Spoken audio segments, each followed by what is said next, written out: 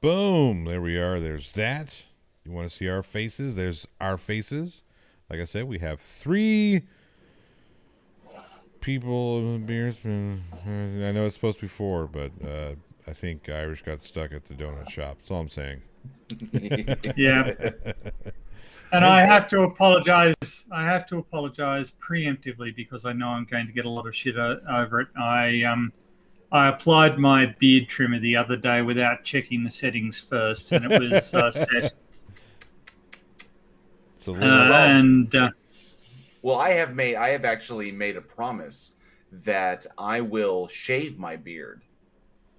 Oh, yes, I will shave my beard, clean shaven, and I will do it live. If Weekend Horror hits its Patreon, it will when Weekend Horror hits its Patreon goal, because we have a goal. Whenever you create a Patreon account, they ask you for a goal. Like, what's your goal? What are you aiming for? And when Weekend Horror hits that patron goal per month, then I will shave this beard off live in a live stream. It's only $1 million, guys. No big deal.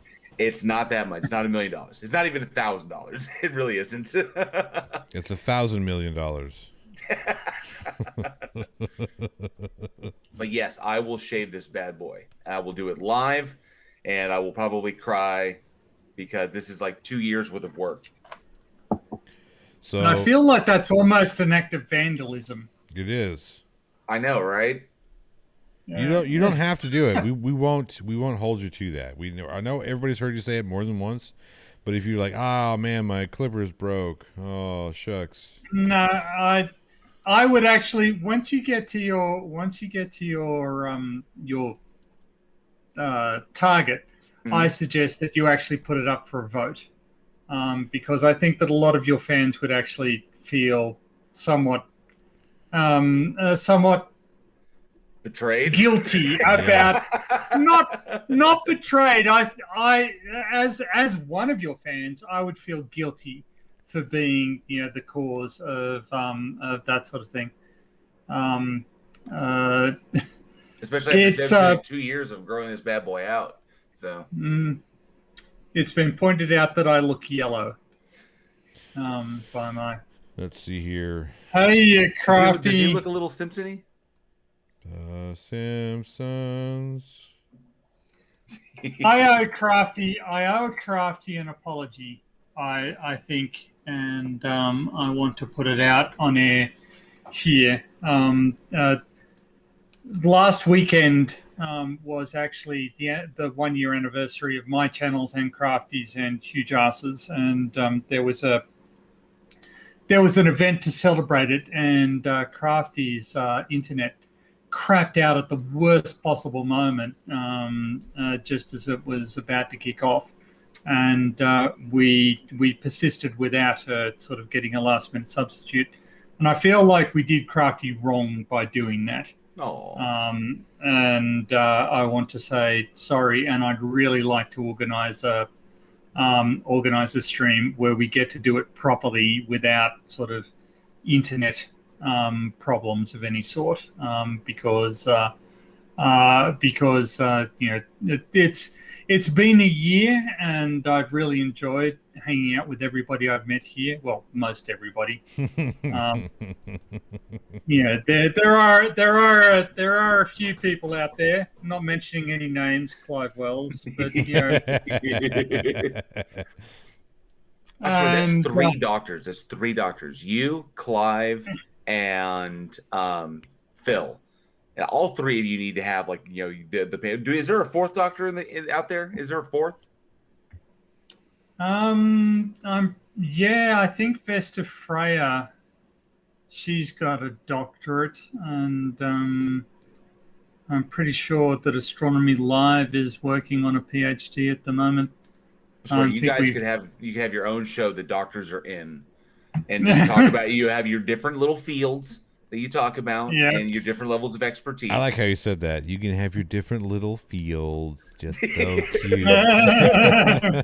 Look at Clive, his little physics doctor. Oh, somebody get him a hat.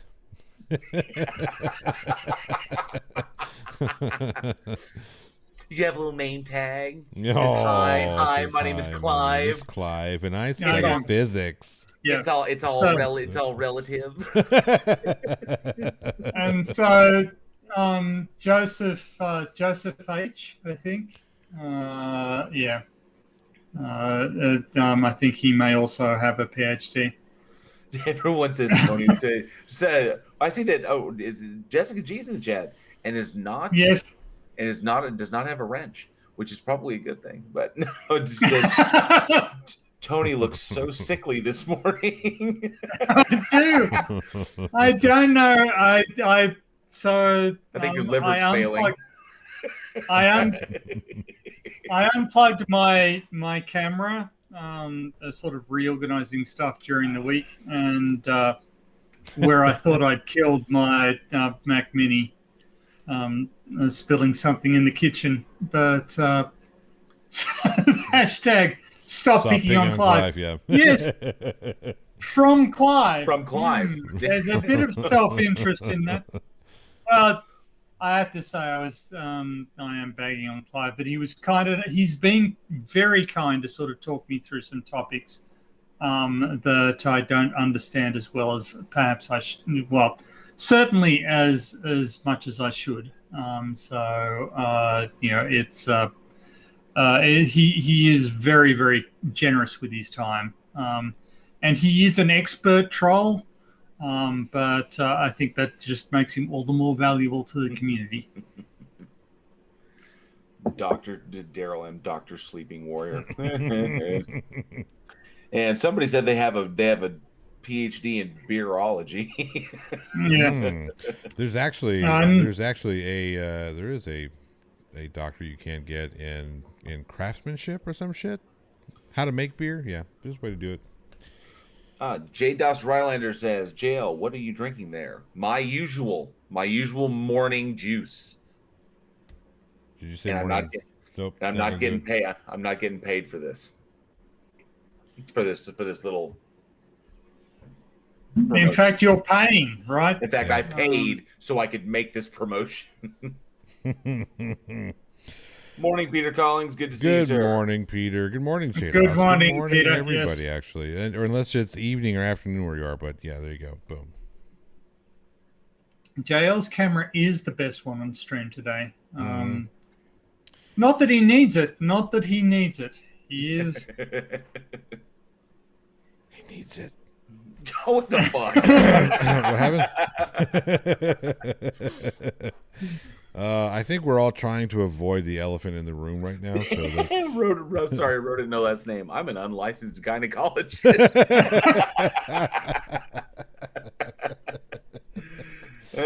So, that reminds me of a question that I have for J.L. Warren. Have you ever seen The Hand That Rocks the Cradle?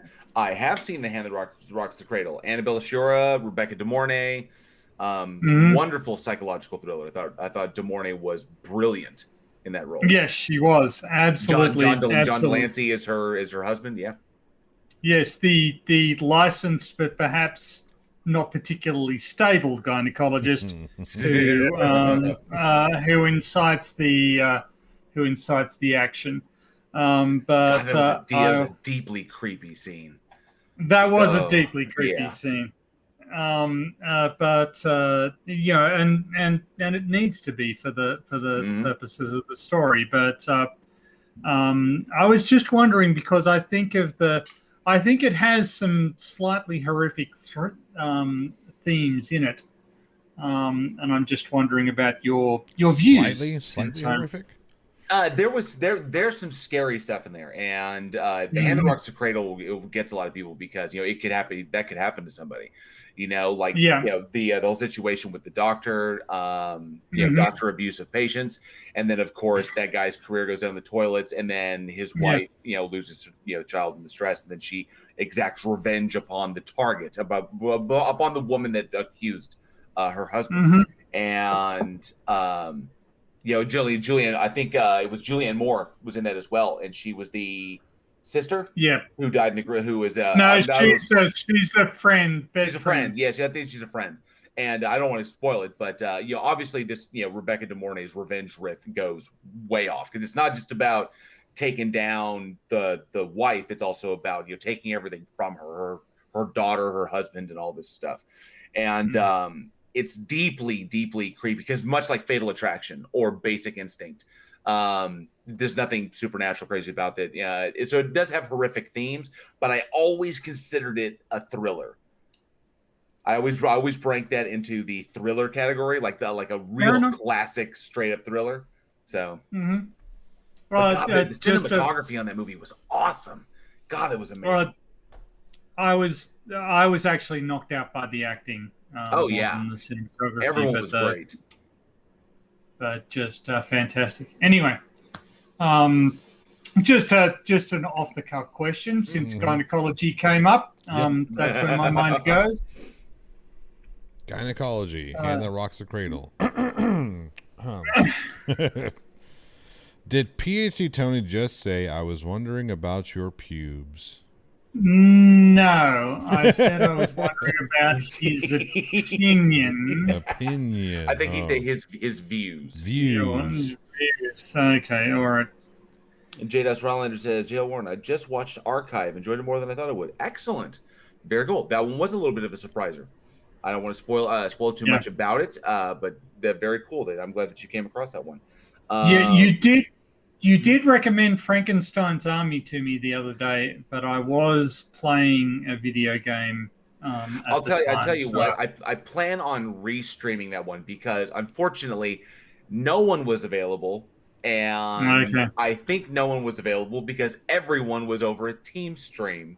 During the big event, and so I love Frankenstein's Army. It's kind of little known, it's lesser known, but it is essentially World War II meets steampunk meets Hellraiser, and nice. It's practical effects. It's all in camera. So I love the film. It was just I was like I watched it out of boredom when I was like, okay, what is this nonsense? Because I was like, this is gonna be like fucking Iron Sky or some shit. It's like, no, surprisingly well done and really, really good stuff. Did you just diss on Iron Sky? How dare you? Come on! How dare you? Nazis on the moon. It's like, whatever, man. Come on. But this one was solid, and I love the fact that it was a team of Russians. It was the Red Army, and it was a group of Russians who are a Russian platoon that was heading that basically was behind enemy territory or behind enemy lines, and then they came across what goes on. This is absolutely insane. The practical effects are awesome. And I thought that everybody would dig it. It's a practical effect, World War II, steampunk, Hellraiser-driven kind of thing. I was like, fuck yeah, let's do this. And no one showed up for that one. I was so bummed. Have you ever heard of the New Avengers television show? So the Avengers was a British television show. You may remember starring... I do remember that. And I remember the terrible movie that it was based off of with Ralph. I think it was Ralph Fiennes, Uma Thurman, Ralph Fiennes and Uma Sean Connery, and Sean Connery. That's what caused Sean Connery to quit acting. No, League of Extraordinary Gentlemen. League of Extraordinary Gentlemen. League of Extraordinary Gentlemen. I think it was both of them, really. So, because he almost got into a fist fight with that director. Yeah. So so there's an episode of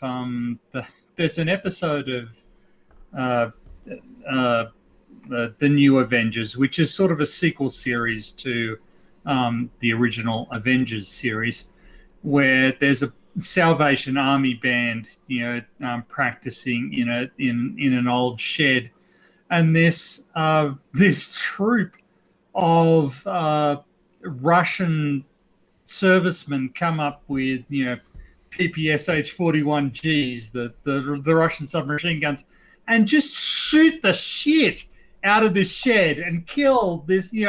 They're playing, I forget what song, like Amazing Grace or something, or Abide With Me or something like that. And these Russians come up and just shoot the shit out of the shed and kill everybody.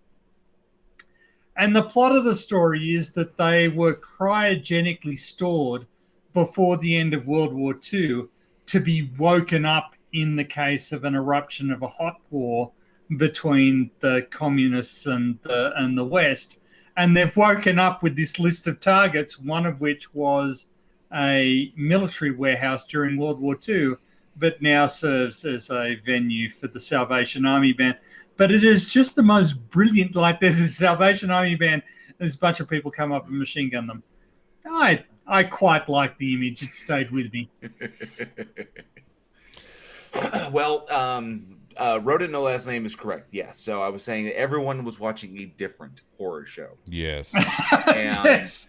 Absolutely. That was an excellent, thing there.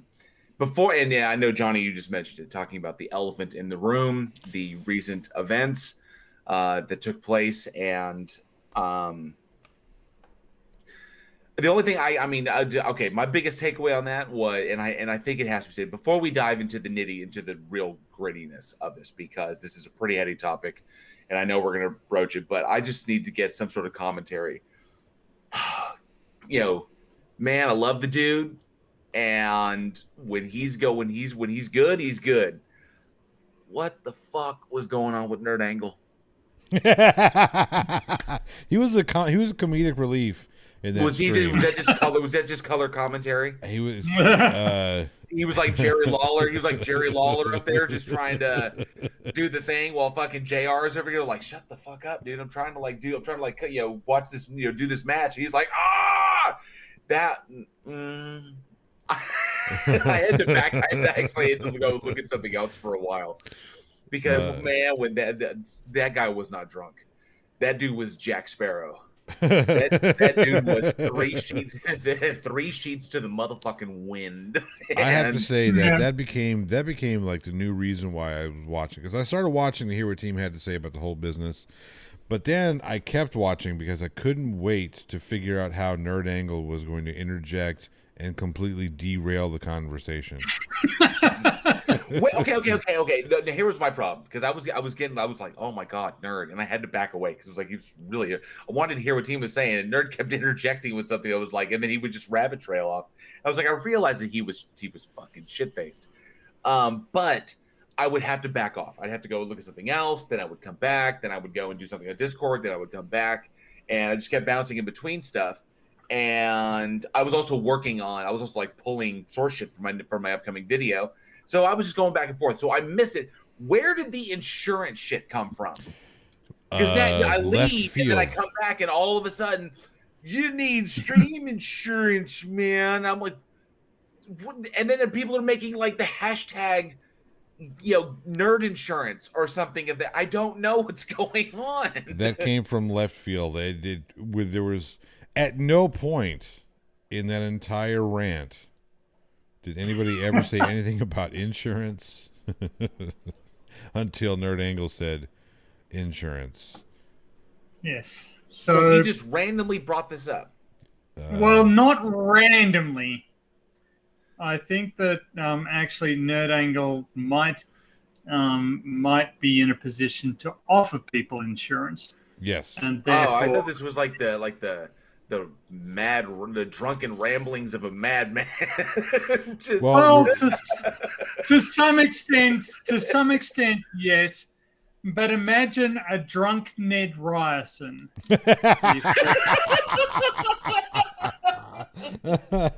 Needle nose Ned.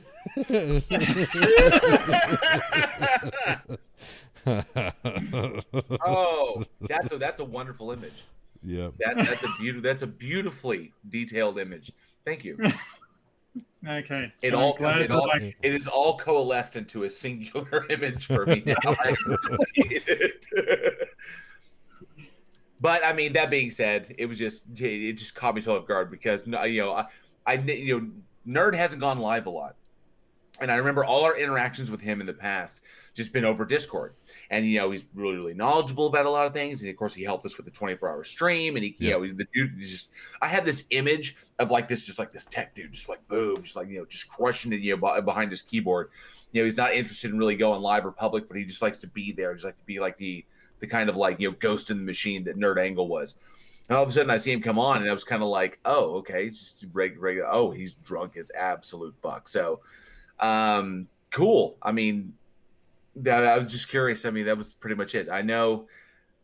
Yeah, there's bigger fish here with the My Lai Massacre that team committed. I personally, all I saw, I just was like, it was like the carpet bombings, man. just were just scorched earth tactics. It was brutal. But you guys take it away. I mean, yeah, it was brutal. And so outside of, I don't necessarily want to get into all the nitty gritty and all the accusation throwing and whatnot, but there is something that he brings up that is, I mean, at the heart of the issue here when we're talking about fundraising. And we were kind of talking about this. PhD Tony was bringing up really good points about how there's no real accountability in the fundraisers that happen. Like when we did the 24-hour live stream, you know, we kept records of everything. I've got receipts to this day still of when we sent the money over to the Trevor Project. So I've got that. If anybody says, "Hey, where did the money go?" I can say, "Boom, here's a receipt for it. It was sent on this date at this time. This is the money we received from donations here and here." Boom. The money's going to add up. You know what I mean? To the penny. To the penny, it's going to add up. You know, this is what everybody sent. This is what was taken out for service fees by PayPal or Google, and this is what we sent to the Trevor Project. So, and I feel like there's. that, by the way? I don't think so. I don't think we ever got a response. Not even Somebody so much as somebody probably checked out the stream and was like, "What the fuck? Well, we'll take the money. We'll take the money, but we don't want to be associated." It was like, "I guess we'll take that." Can understand their reticence, but still, I feel really proud that I was able to participate in that. So. Thank you, JL, for suggesting it as a charity. Absolutely, and I was honored. I mean, I was terrified at first. I'd never been like live and tried to hold my own for time, so I was like, I don't know what the fuck I'm gonna do. Thank God. I mean, we had some amazing people come on, and having fucking oh my God, his name escapes me. Baldy Cats, Conspiracy Cats. Having Conspiracy Cats come on and chat with me, that helped, immensely helped kind of keep my cool. And then Prime was there as well. So I was able to kind of like, just keep it rolling, fell into a groove, and we seemed to knock out that 6 hour block. And that was an absolute freaking blast, man. And to do it for a charity that I truly respect. But it was interesting that since you bring this up, and something that dawns on me is that we said that we were going to raise it for the Trevor Project. And then that was pretty much it. And while you did maintain all of the like the record keeping and like that, which was very, very good, just also for tax purposes or anything of that nature, whatever we may need them for, no one ever asked for any of that, did they? No, nobody did. And okay, but you did post up the final deal. It's like, here's the deal. Yes. I think there was like a screenshot of when you actually gave them the money and they actually donated it to them. It's like, boom, here we go to the Trevor Project. We hope y'all enjoy it. We raise this money for you. Boom, and that was it. Yep, done. No one questioned it. Right. Because we preemptively. I mean, I wasn't doing it because I didn't want people to say. Maybe I was. Maybe subconsciously I was thinking, I better post this stuff just because I don't want anybody to call this shit into question. But I was more of, hey, boom, here's our donation from the community to the Trevor Project. That's pretty awesome. I just thought it was a cool thing. But so, Soma, I'm not going to read out everything you said there, Soma. And you know why. But she's not trying to get sound bites off you, is she? No. No, I'm pretty sure she has plenty of sound bites of me saying stupid shit, so. Oh, I'm still dreading the titties. So JL is dreading the titties. You heard it here. Yes, I heard him. That's exactly what I heard him say. I don't know. It's going to be like a year, and she's going to have like a year's worth of content before she drops that compilation video, and it's just going to be. It's either a video, or it's just going to be audio, like the titties MP3.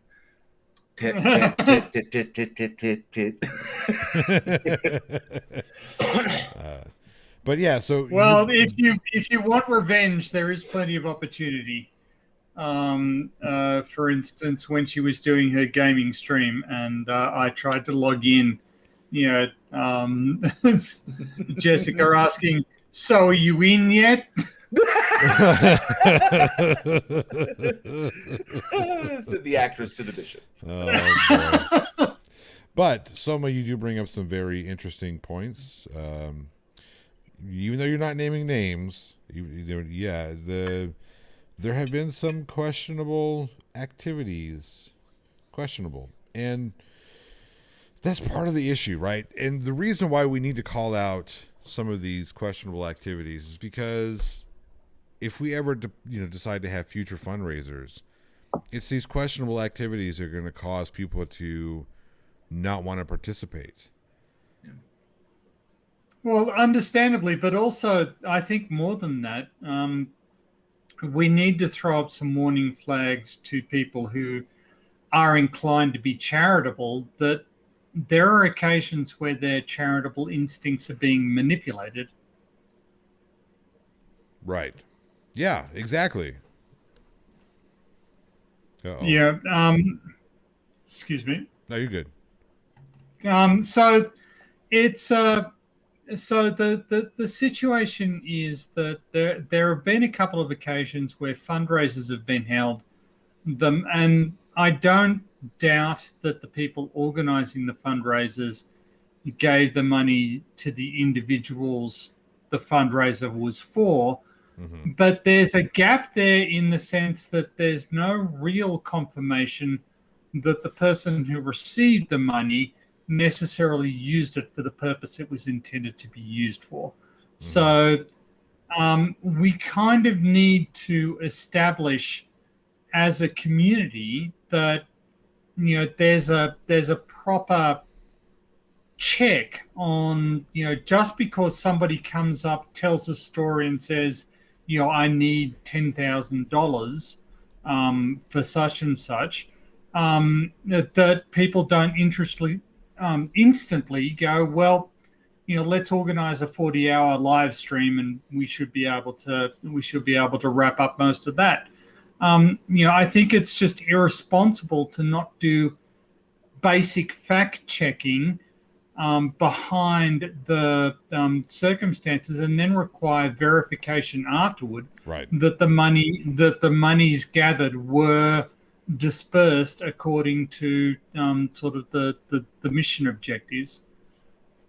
Do you think one of the big issues here is, because I'll be honest, maybe this is just my opinion on that. I've got Week in Horror and I've got my personal channel. Okay, my personal channel is closing in on 1,000. I'm not monetized yet. Week in Horror is pretty far from being monetized. Mostly our stuff comes from the other podcast sites and from our merchandise sales. But all that money turns around and goes right back into the production, so we can continue to mostly cover shipping costs because we have international fans. But all that money goes back into the business. It goes back into Week in Horror. So that's what that does. Now, for my personal channel, I cannot imagine myself doing a fundraiser for personal things. I can't see myself doing it. Like, I need this. It's like, so I'm going to just, no, I'm going to, I have skill. I have universal certification in HVAC. So I could go out and do some freelance work, make the money, and then buy myself a new camera. That's just me.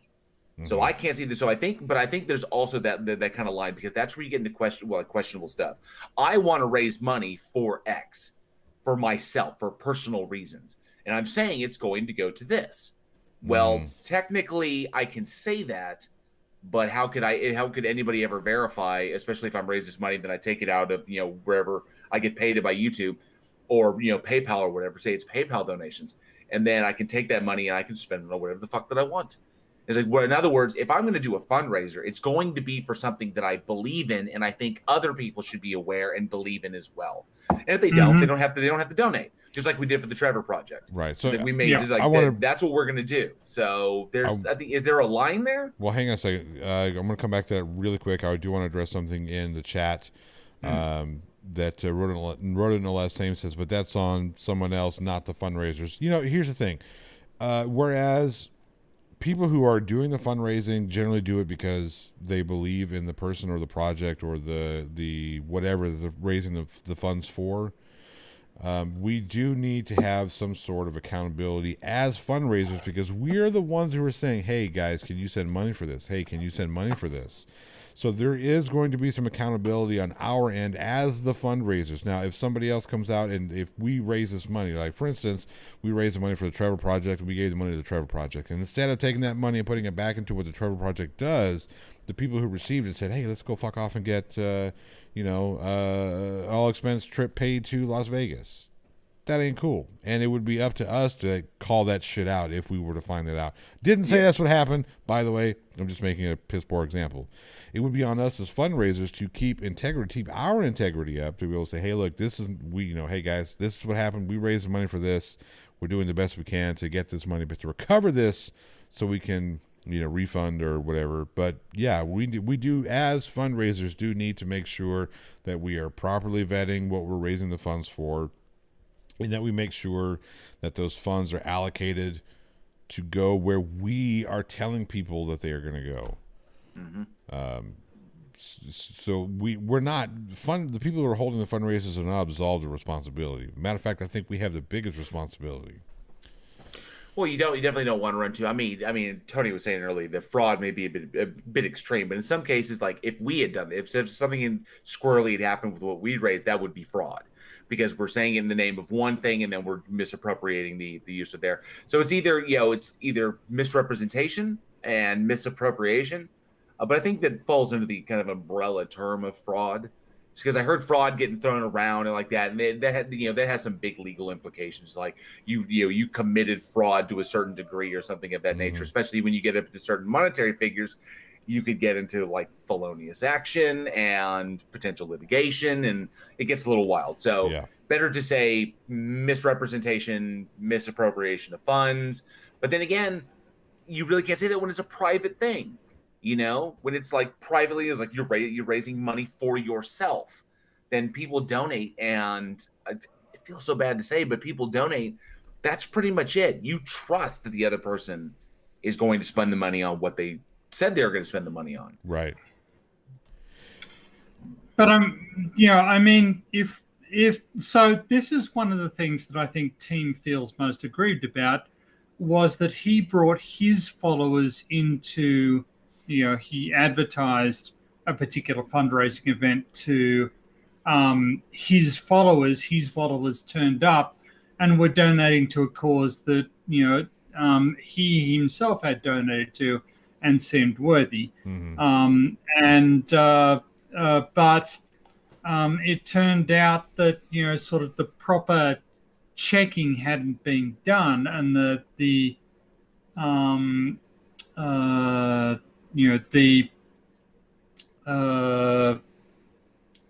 sorry, just got a message on Discord that sort of diverted my attention. But there needs to be a verification. If somebody says, "Look, I have this problem, and I need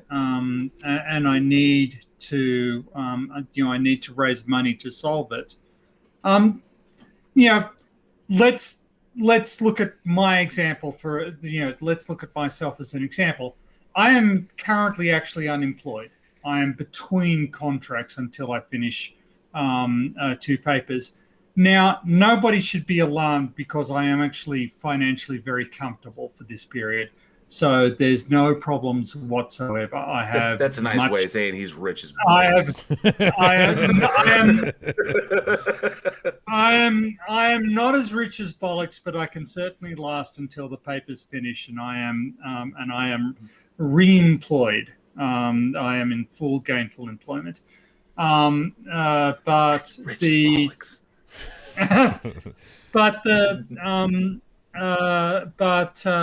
if I were to say, look, I need money to survive. I need money to pay for my next paycheck. People might validly ask, well, are you actually unemployed? Because I heard you were employed at a university. It would be reasonable to ask me to check. Now, I could pretend like that's a rude question. Like, how dare you ask that question? Mm-hmm. How dare you insinuate that I'm lying? But actually, it's a perfectly reasonable question. And if we're asked to do fundraising on somebody's behalf, on a particular person's behalf, we should feel at Right. liberty to ask that question. Can you verify the nature of your distress, your economic distress? Mm-hmm. Because we are asking people to commit their public persona and their their personal honor, their personal reputation on the outcome of this venture. And I feel like people are there's a lot of manipulation of information. People are relying on the fact that information won't be asked for, that information won't spread. Yeah, I mean, yeah, okay, so I try not to bring up. I'm trying not to use the Sean's thing specifically, but let's talk about that for a second, right? None of that stuff happened in the beginning. We just took someone who seemed to be trustworthy at his word. And I'm not saying he did something wrong. I'm not going to go out and say that I think that he's a scammer or none of that.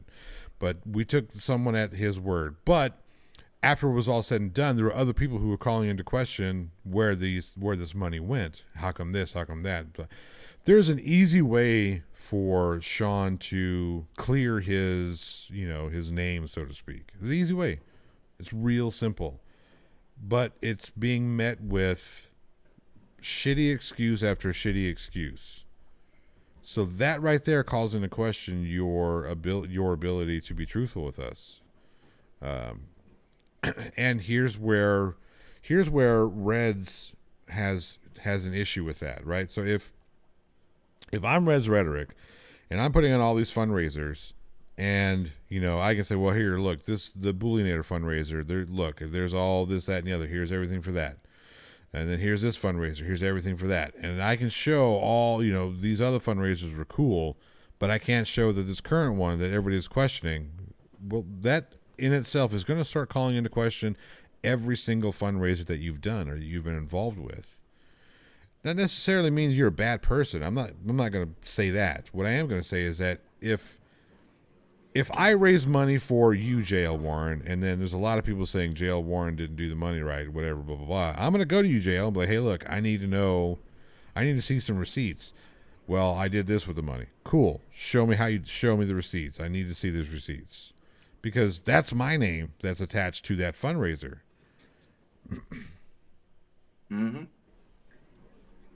And obviously my dog needed orthodontic surgery. So that's where it went. I'm just waiting for the receipts back from the veterinarian because they're closed currently.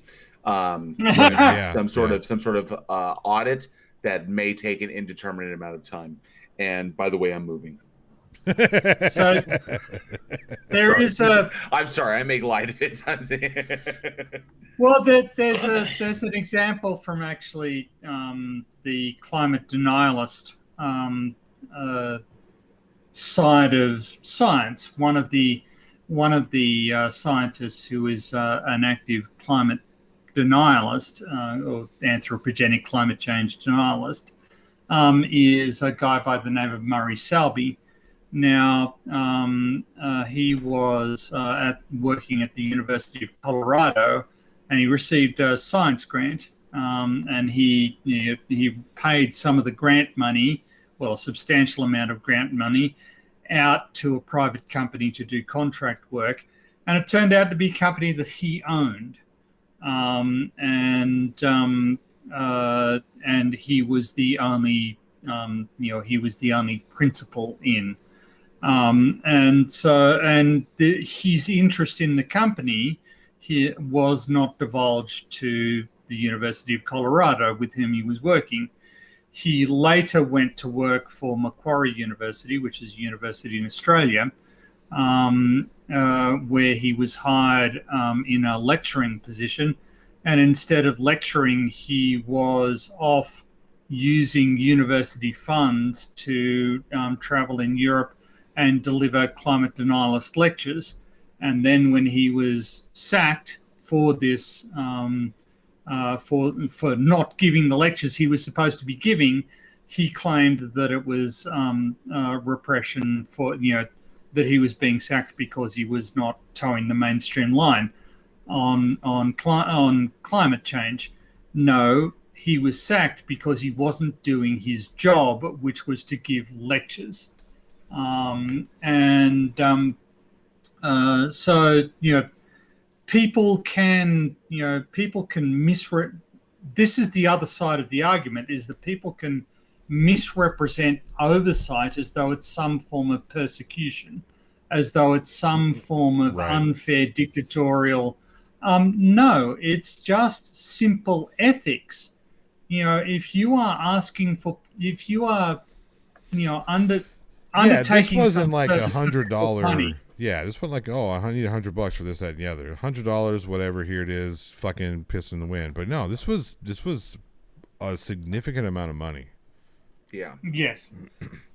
This would essentially be, I mean, just for example, this would essentially be like, if I have the numbers correct, like half a year's worth of mortgage payments for my house. Yeah, that's pretty substantial. I don't know. I don't. I think if we just stick to the facts, we need a greater degree of oversight and responsibility by the people who are putting their name to these causes. And the community deserves to be aware that actually, in some cases, the people organizing these events have failed to provide sufficient oversight. Even if Sean Huff had spent the money as he said he would, he has failed to provide documentation of that. Even if everything is above board, we can't know that because none of the relevant oversight has been performed. It seems like we need to cleave to a higher standard. We need to aspire to be better than we are at the moment. Well, we can do that, but as far as oversight, can there really be oversight on the creators themselves? Well, wouldn't that predominantly have to generate from the community? That the community has to be, it has to be. Obviously it's a two-way street. Creators can strive to be better, as Tony has stated, but then the community has to be more discerning and demanding of more transparency on behalf of the creators themselves. So creators need to be more transparent and more forthcoming, and the community needs to be more vigilant and more demanding of that transparency. It's got to be a two-way street. Sorry to cut you off, but this leads in. Well, I am cutting Johnny off. I think Johnny wanted to say something, he didn't care. He's fine. I had another. Sorry, go ahead. I had another point to transition to, which was so there are, to my mind, there are people in the community who rely on the politeness of others. And they do stuff that is unacceptable, relying on the fact that other people are going to be too polite to bring it to public attention. Right. Now, nobody's going to call them on bullshit. Yeah. Yeah. Yes, no one's going to call it on the bullshit because that would be, creating drama or gossip mongering or juvenile asking people to take sides or whatever. But there are people who rely on that reticence to discuss these issues out in the open to get away with stuff. And because they do it once, I'll use an example from a work environment that I was in where somebody behaved inappropriately towards a female a female co-worker. And I said to the co-worker, you should report that. And she said, oh, I don't want to make a fuss about it. It's okay. I can take that on the chin. And I said, okay, well, if that's the way you want to handle it, your comfort is the most important thing. But that was really inappropriate, and I think he should be held accountable. And then later on, she learnt that he had behaved inappropriately to a bunch of other female co-workers, not in any serious way, but certainly serious enough to have professional consequences. And not Roger and Ailes, more Bill O'Reilly kind of. Yeah, I get that. Well, not Roger Ailes or Bill O'Reilly, but sort of. But you just more than Charlie Rose area of the spectrum. How fucked up is it? I We have a just spectrum. realized there right? was no. Imagine that no sexual content, just inappropriate behavior towards the women around him. He didn't, he would tickle them. He would, do other, just behave in demeaning fashions. And once she found that out, she said, "Well, now I wish I had." And I said, "Well, because you don't have all the information, and I can't really give you all the information because it would be wrong of me to discuss this in front of you." And so he got away with this stuff because there was imperfect flow of information. He was getting away with stepping over the line so often because every person he was stepping over the line with just thought, well, it's a small thing and I'll just cop it on the chin and it won't happen again. But actually, this is the reaction that really serial offenders, Jimmy Savile, if we want to go to a spectacularly grotesque example, it was exactly the attitude that Jimmy Savile relied on to get away with his career of sexual assaults and misdeeds. So I kind of feel that the idea that, well, somebody's bringing up dirty laundry, this is juvenile, and I don't want to be dragged into it. I feel that is actually weaponized by serial offenders. And so I'm going to say something here. I've had my quite serious disagreements with the way Red's rhetoric goes about his online presence. And I feel that he gets away with a lot because people don't call him out on it in public. People don't name him. And because they don't name him, he doesn't ever feel like he has to modify his behavior. And he certainly hasn't modified his behavior. So I'm not going to go into details, but I really feel like, it needs to be pointed out that teams disagreement with Reds may seem trivial, but it's actually systematic of a larger malaise. Reds likes yelling at people, as you can tell from his interactions with flat earthers, but he doesn't restrict it to flat earthers. He just likes yelling at people he feels morally justified in yelling at, which basically makes him just a bully.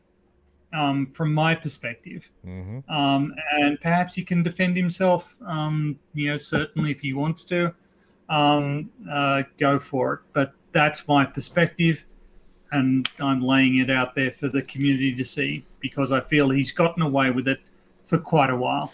Well, no, that's a really good point because if you look at his response video to the whole business, the way he goes about it is exactly that. This is bullshit, and you're just, he, instead of saying, hey, look, I understand that there's questions about how this particular fundraiser was handled, and I need to do a better job of, being more transparent and holding everybody, holding other people accountable for the fundraisers that I put my name on. It's all, well, look at this other fundraiser. There's nothing wrong with that one, and somebody's just salty because I didn't, include him on some panel and all this bullshit. It's always a deflection of responsibility. He didn't want to take ownership. He didn't want to take personal responsibility for the things that he himself did. It's always, well, somebody else is looking at it wrong. They're doing this wrong. It's this, and boom, it's over here. Look, over here. There's where it is. Not here. It's over there. And he could make huge leaps and bounds to get people to be a little more trusting of what he had to say. Had he's come out and said, look, yeah, there's some discrepancies here that I know, me personally, I know that he knows and has been presented with discrepancies. And instead of saying, I'm not saying he has to come out and list them all and say, look, here's a discrepancy. He just, hey, look, I know there's some discrepancies going on with this particular fundraiser. We're looking into it. We're trying to do the best we can to be as transparent as possible, and we'll make it right. The whole business about, well, I offered refunds, blah blah blah blah blah. I'm looking into that. I don't know how accurate that is or isn't. I'm not saying it isn't accurate. I'm not saying it is. Red said that he offered refunds. I never heard of him offering refunds, but I didn't really watch a whole lot of his stuff because I didn't want to get down with that old Steve McRae Uni Rock bullshit. That seemed to be the only fucking thing he ever talked about. Yeah. And it's like, God damn, man, I got better things to do with my life. He released a video that was about like 7.5 minutes long, and I only caught it because it showed up in my Twitter feed. And it was like his response. He said it was going to be his only response, and that's when he offered up, like that he'll dip into his own pocket. But to be perfecly honest, no, I saw that one too. But what I'm saying is, in that video, he said that he had already been doing that. I hadn't seen that. I'm not privy to that, to those interactions before he put out this video. Oh well. Other than I don't know about the previous stuff on it. All I can say is that the way that it came off, it didn't. Maybe it's because, like Tony was saying, Reds likes to yell at people. Maybe it's just his demeanor the way it is, but it came off very much like I'm doing this because I know or I think that team won't do it, so it makes me look better in people's eyes because at least I'm saying this, and team is not saying that. Like I'll be the first one to say, well, I'll offer refunds. And, you won't see team do this because he was as much about, team not dipping into his bank account as, but then again, Reds was directly involved, but team was not. Team just directed his followers to there. And I think team has a right to be incensed about the situation. And everybody who's donated has a right to be incensed. Yeah. And I don't think that the team should have to dip into his bank account to cover anything because that was not his role in it. Reds was instrumental in orchestrating the whole thing with Jared and with Sean. So that seemed a little disingenuous. And then also, I mean, there's, to be perfectly honest, there's more questions on the Red side than there is on the team side.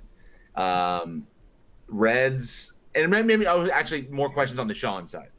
It from what I understand, from what I'm gathering, all the questions are on Sean, because even in that video, Reds was saying there's stuff that he doesn't know that Sean needs to come forward with, and so the questions are really on him.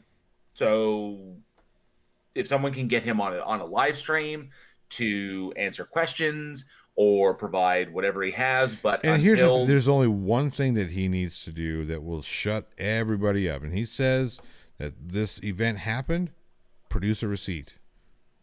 That's all you got to do. You show us a canceled check, show us some sort of transaction. You could go to the apartment complex or the landlord or whoever it was has to have that available. And if you show up and say, hey, I need a copy of this, please. Or if you petition, if you are being sued, I would have my attorney petition for all evidence and discovery, so to speak. And they should provide that. If you say, hey, look, I paid this much money. I sent a check.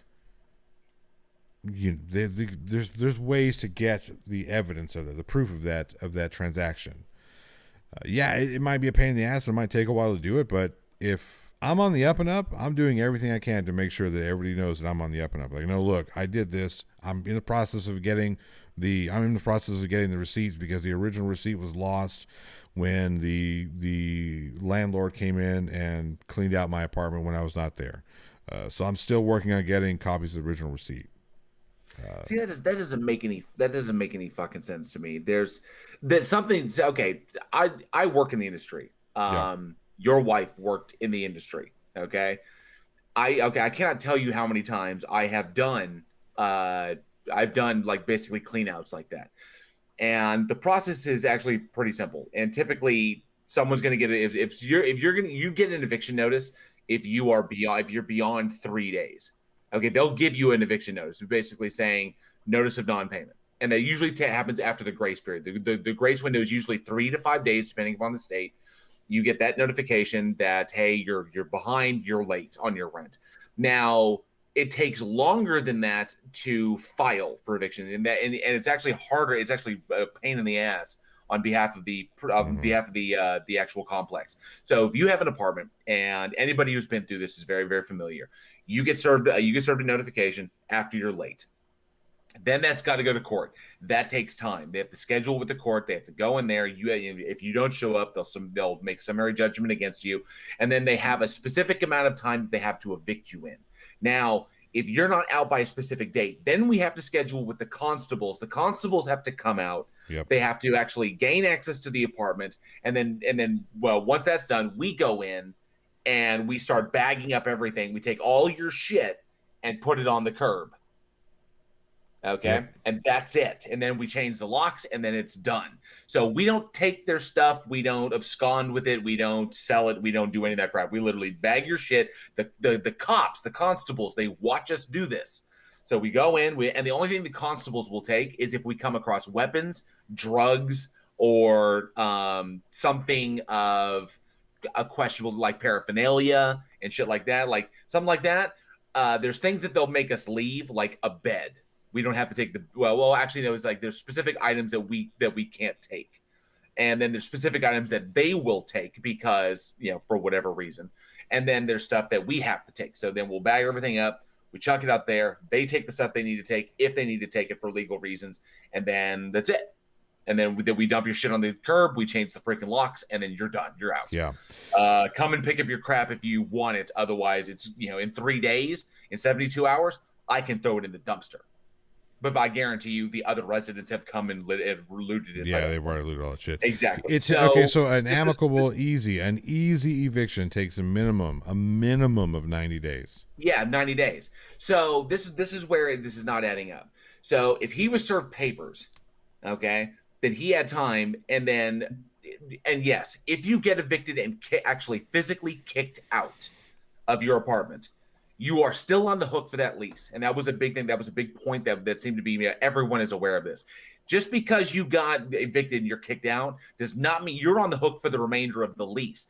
They will still fill that apartment. You still have a contractual obligation to pay them for what you signed for. No, that's not true. That's not true. No, that is true. They will sue you for Nope, not true. Not true. Absolutely 100% false. And I'll tell you this for recent experience on my end. So here's the deal, and this is something that very minimally varies state by state. So there are minimal variables in this. So if I'm on a lease and I sign a year lease, okay, and 6 months down the road I've got to move out for whatever reason, okay, the apartment complex or the landlord has to make, of course, obviously going to take 30 days to get in there to do a make ready, clean the place out, get it ready to be relet. 30? Try 5. Well, no, they have. I get 5 days to make ready. No, they have 30 days to get that done, right? Because again, they have to provide me with an itemized list of all repairs, damages, all that stuff. All that stuff has to be provided to me. Because even though I am not met the obligation of my lease, they still have to provide me with the stuff, and if they don't, then I can legally sue for my deposits back and whatnot. But that's beside the point. So they have 30 days to get all that stuff in order and relisted.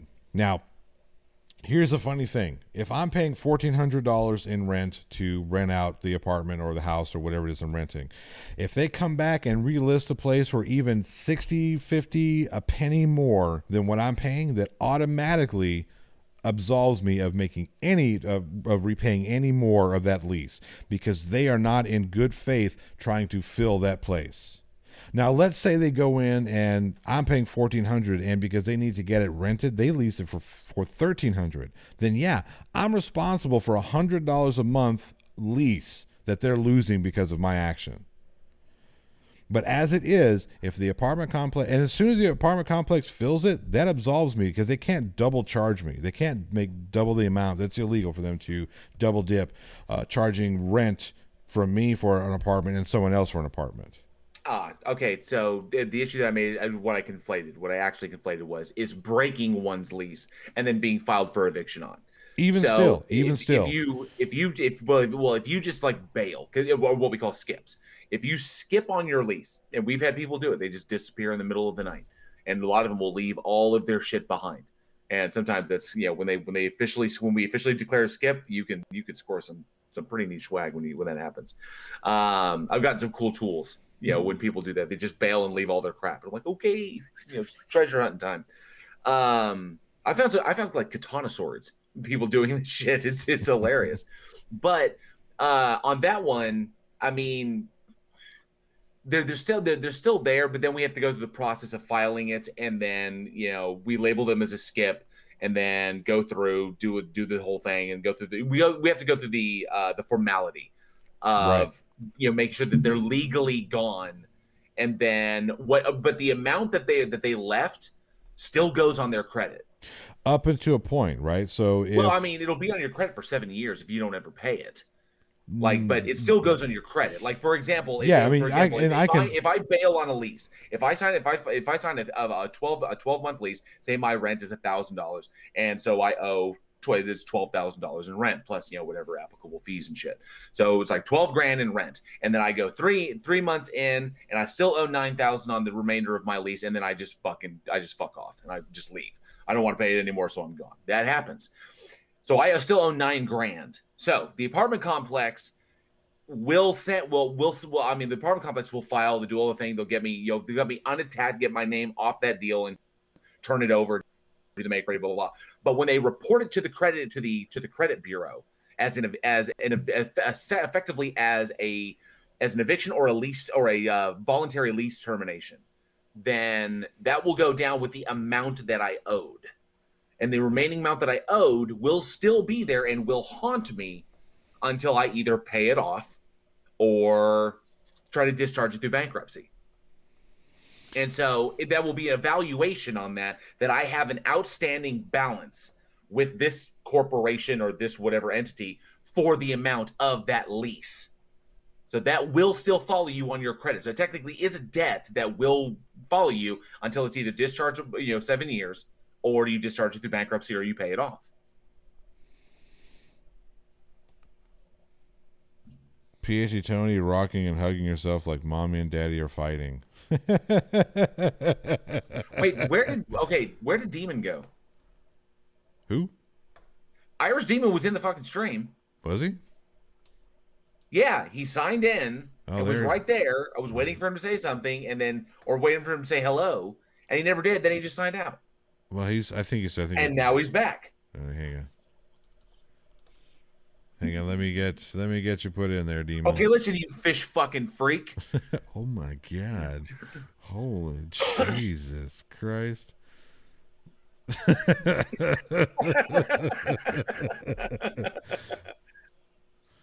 Just straight in. Hey, well, sometimes there he is. There's that.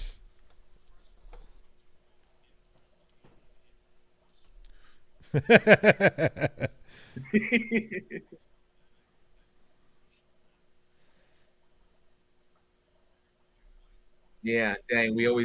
Our times are so varied on Sundays, aren't they?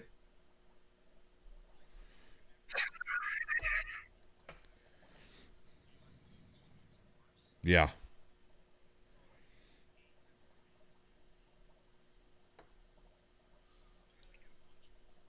You Yeah. mean opposed to the one on your phone? It should be. Oh, So world world clock. Ah, that's porn jail. No, there you that's go. world clock. And I actually Charge have your phone. I actually have Porn? your area in here, so I know what time it is where you are. Yep. That's awesome. So when you send your nudes, you know I'm going to see them. Yeah, I've got my. How is have all everybody? the different time zones. We're doing well. How are you? I'm not doing too bad. I was a bit sick from the first round of the vaccinations. Still a bit kind of hairy, a bit ropey, but like I just get tired pretty easily. I don't know why, but Tony seems to be upset. And You guys all understand that the chat can't hear a word that Irish is saying, right? I fixed it. They can hear him now. Yeah, okay. All right. that's probably for the best anyway. Wait, you're in Perth, aren't you? You're in Perth, aren't you, Irish? So they say, yeah. Isn't it I 10:21 am. where you are? No. It is 10:21 in Perth. Okay, I thought so. Oh, is it? Okay, sorry. All right. It's yeah, man. I just exhausted from the vaccination, but I got it like 3 days ago, and it's still like there's still a lump there, like a pretty hard sore lump, and my arm gets really sore, but other than that, it's okay. Oh. So you rose again after 3 days. I rise again like Jeebus. Yeah, I this is and a load of other gods. This is your post-Easter. Yeah, for Odin, it was 9 days because he's not a fucking lightweight. That's a good point. But you know, so you rose again after 3 days. Well, I that's sure good. did all of you guys get vaccinated yet, or? Waiting. No. I have not yet. Oh, you're all. I'm the only one. You're the only one. Yes, you're the only one. God damn. But I will say this. My boss or my supervisor, Miguel, he got vaccinated a few days ago, and he got the Johnson & Johnson one. Oh yeah. And it is whooping his ass. Oh he came in the day after, and he looked like dog shit. And I'm not saying that's anything. how I felt, man. Yeah, I'm not saying anything about the efficacy of the J&J or whatever, or the whatever vaccine you get. There was an incident in Colorado regarding the Johnson & Johnson vaccine. You can look into that yourself. All I want to say is that he got the Johnson & Johnson one. It was a single shot. He doesn't have to go back. But he came the next day, and he looked like shit run over twice. And that's how I feel, man. I'm not too bad right now, but like I got the AstraZeneca. The good news, Demon, is that you may feel like that, but there is absolutely no change in the way you look. You've always looked like that. You should have seen me yesterday. Holy fuck, man.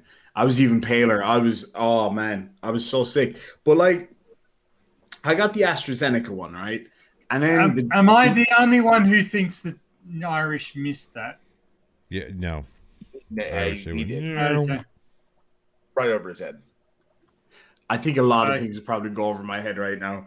But I got the AstraZeneca one, and the worst part was I was on the table in the tattoo parlor getting my tattoo done, and I knew that it wasn't until Friday, right?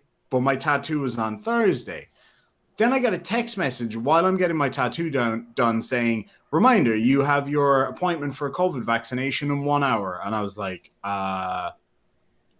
25 hours. I forgot how many hours were in a day there for a minute.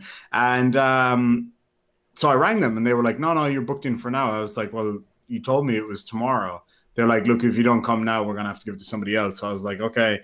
But my tattoo is just finished, and I was like, let's fucking wrap this shit up. So I was already kind of sore after the tattoo, and then I got that. So now both arms are fucked because I've got two new tattoos on the left arm, the shot in the right arm, and I'm just walking around like, oh man. And here you are stuck in the middle again. Here I am, man. back in the middle with you. But to be honest, I was a little concerned when you said that you were lining it up that quick, because getting tattooed, especially extensive tattooing, like the one you have of the Allfather there, that lowers your immune system. Your immune system will take a hit, and then you got 2 tattoos, which is a pretty decent hit to your immune system as your body is dealing with that, and then you turn around and got the COVID vaccine, which in an immunosuppressed state can be harmful to Man, it felt like I fell from the fucking moon. That's how bad it really I felt like shit, man. Because I'm good now. But at least you aren't a soft as shite Irishman. Yeah, that's it. I'm tough as fuck.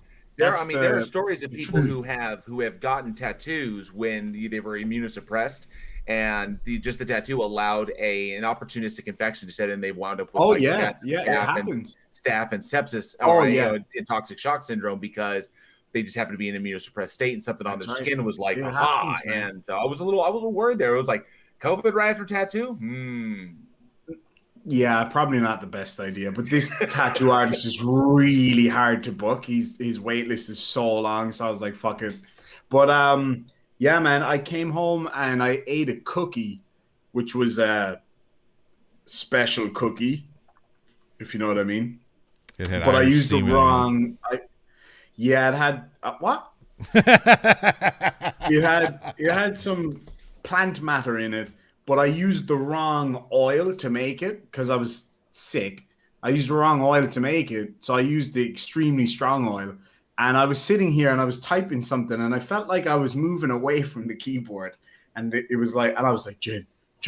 And she came and she said I was absolutely fucking morphed out. I was so high. At least I think I was. I think that's what it was. I don't know if it was that or if I was just really sick. But yeah, then I woke up okay the following morning, but I still felt like I got hit by a dump truck though. And Mr. Malort got his around the same time, I think, and he was feeling much the same. But get this, right? Then they came out on Australian news the day, actually, I think it was the evening that I got the injection. And they were like, about 2 hours after I got it, yeah.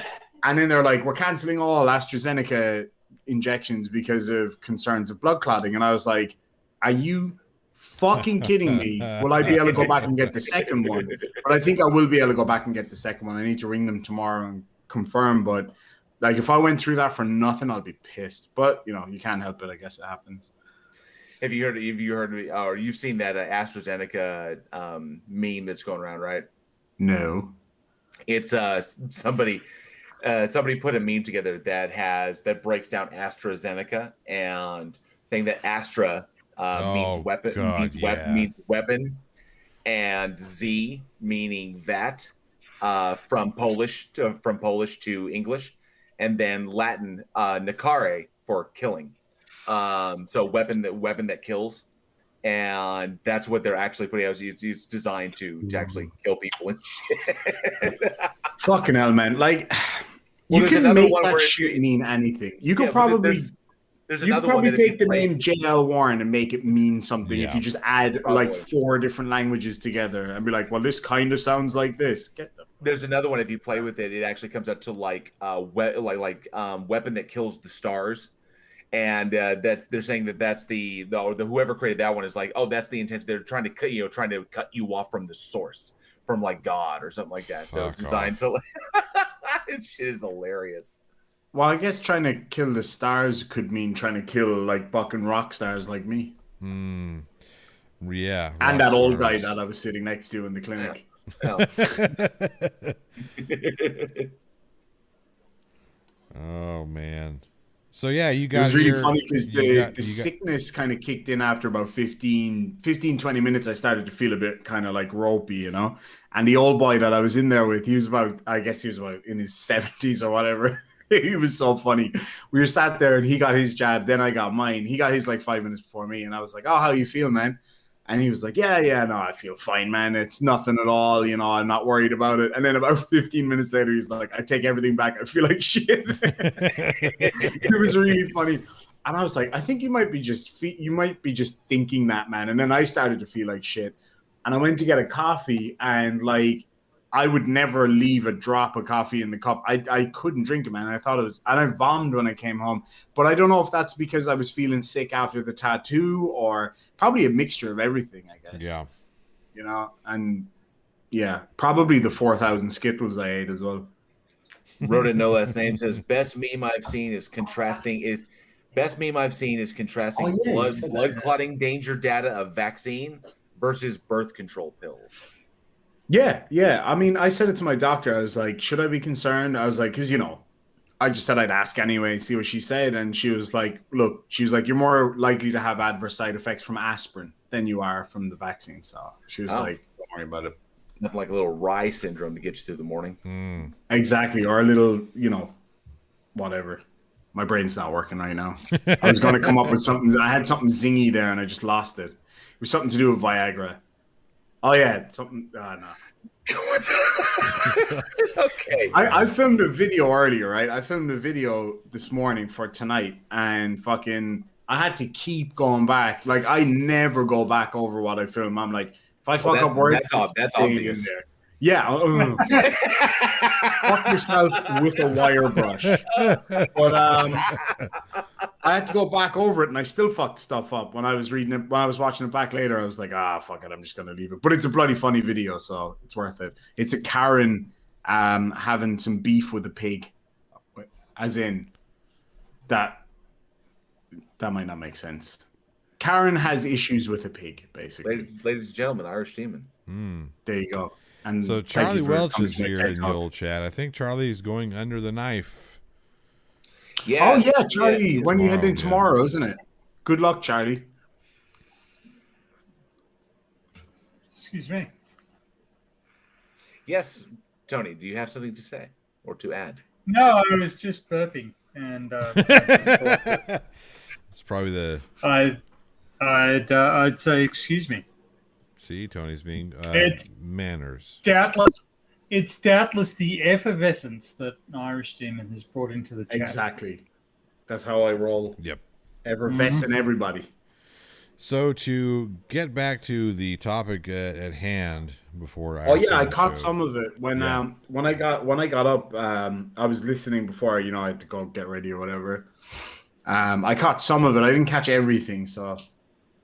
Well, I mean, we did take a lot of time to focus on the whole Sean Hufford thing. And I think it's important to realize that it's not necessarily the one thing that we're talking about, the one fundraiser. We need to make sure that we address the issue of fundraising, period, that there needs to be more accountability. There needs to be transparency. I agree. Because I was actually thinking about this. Go ahead. I was thinking about this during the week, and I can see a simple solution, not in that particular case, but in, you know, maybe future fundraisers. I mean, it's a different deal if it's like $100 or $200 fundraiser, you know, no big deal. Just fucking PayPal, boom, job done. You know, I think we can all agree that's okay. But, you know, when it's how much was involved in, again, just to go back to that particular case, there was, you know, over 10 G's in that. That's a lot of dough.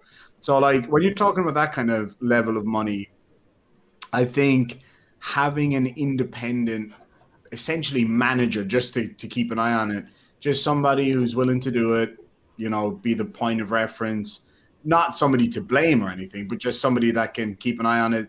Because, you know, if somebody's going through financial issues, they don't necessarily want their personal financial stuff all over the internet, like, you know, which is fair enough. I totally get that.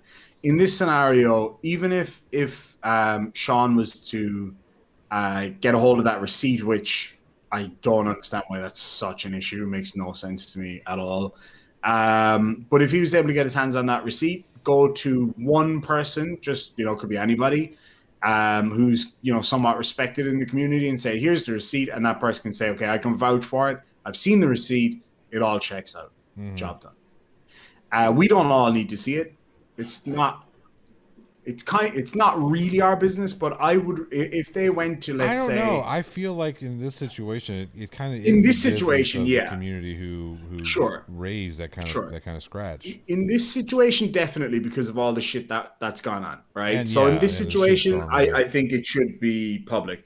But in general, if there was anybody, anybody questioning it, that they could go to one particular person that's trusted and say, okay, yeah, this is legit, job done. And then if issues are raised later, then there's a paper trail there essentially.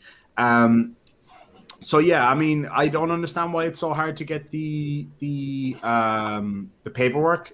That should not be an issue.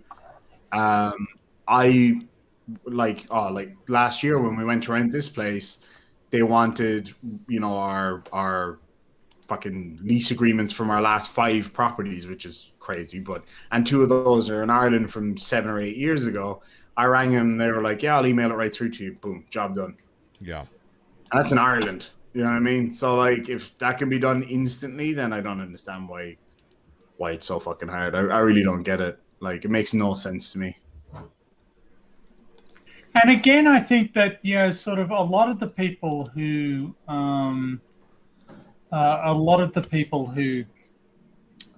donated to Sean would be pretty much happy with whatever answer Sean gave them. Sure. Like, so if Sean said, I use this to cover moving expenses into, to move in with size striking. I mean, their aim was to donate to keep Sean out of financial trouble. So if that's what happened, sure, just say so. I mean, I doubt that's all it takes. Yeah, I doubt that anybody's going to really have any problems with it. I agree wholeheartedly. Like, I mean, if let's say I was in dire straits and I needed 10 G's for whatever reason, and it turned out that, actually I only needed 8 of it, but would people mind if I use this other 2 to pay for, blah, blah, blah. I'm sure 99% of people would be like, yeah, that's fine. You know what I mean? I'd be like, yeah, whatever. I don't care. But like, what gets me is the cloaks and shadows of the whole thing. You know what I mean? It's like dodging and weaving. It's like how this could all be resolved or at least put to rest for a short time for him to have in the first instance said, okay, I'm going to do whatever I can to get these financial documents for you. Just bear with me. It might take a couple of weeks. That would have pacified people. But no, it's all excuses and bullshit. Like, I don't understand why you can't just call the fucking agency and be like, hey, here's my name, here's my date of birth, here's my phone number, so it's me. I can email you right now a copy of my ID with a newspaper next to it to prove the date. Can you please send me through my documents? Boom, job done. Exactly. No excuse. Exactly. No excuse. Let's see here. And, Go ahead, Tony. Well, I just think that moving forward, sort of, I think that the people organizing these fundraising streams need to be held to need to aspire to a higher standard, but they're not going to unless the people in the stream sort of require a degree of accountability. We've got to, so I think that the community in general has to sort of agree, for our own good, for the protection of the other people in the community, because some of the people in the community may be saying, well, I'm in, troubled circumstances myself, but, my generosity of spirit is, I'll give this person I like, some of my money. That shouldn't be happening if that money isn't going to go to the cause. Yes. Right. It can't be the case that we let that happen. Right. I agree 100%. Now, here's the thing. This is one thing that I will kind of piggy on, or I want to bring up with the Hufford situation. It's not as if, we suspect him of blowing the money on hookers and blow. You know what I mean? No. Which would be, that would be in pretty itself, awesome, boy. That would be definitely something for us to get upset about. The misappropriation of funds, maybe. If he said, hey, I need X amount of dollars to pay off my lease and then X amount of dollars to move, but he used I don't know. Again, I still think there's a bit of, you still have that responsibility to Horse-cockery. use. Yeah, you have that. You have a responsibility to do what you say you're going to do with the funds. I agree. You know, At least if he was to come out, right? If and again, I'm and like you, Johnny, I'm not saying that this is the case, of course, because it's I mean, fucking stranger things have happened. But if he was to come on a live stream and go, guys, look, I gotta come clean. I spent all the money on hookers and blow. I would have so much more respect for the person just being fucking honest. And I'd be like, okay, keep my $50 then, because that's fucking awesome. But also don't do it again.